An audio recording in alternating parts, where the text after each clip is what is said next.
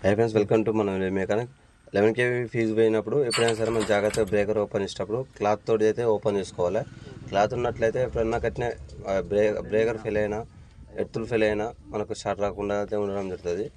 మనం ఎక్కేటప్పుడు చాలా జాగ్రత్తగా స్తంభం అయితే ఎక్కేయాలి. ఎందుకంటే పైన మేల్ ఫీమేల్ ఇన్సులేటర్లు ఓపెన్ అయినా లేదు చూసుకొని మనం స్తంభం అయితే ఎక్కేయాలి. లేకపోతే చాలా ప్రాబ్లం ఉండే అవకాశం ఉంటుంది. కాబట్టి చాలా జాగ్రత్తగా చూసుకొని ఎక్కేయాలి.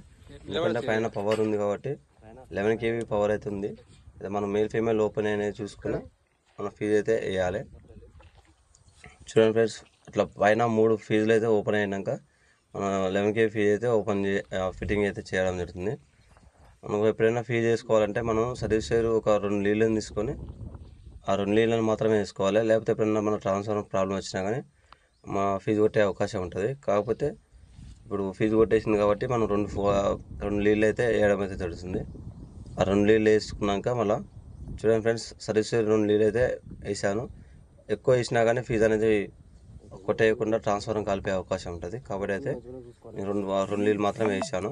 వేసి మళ్ళీ యథావిధిగా మళ్ళీ నార్మల్గా దిగినట్లయితే మనకు ఎలాంటి ప్రాబ్లం లేకుండా ఉంటుంది.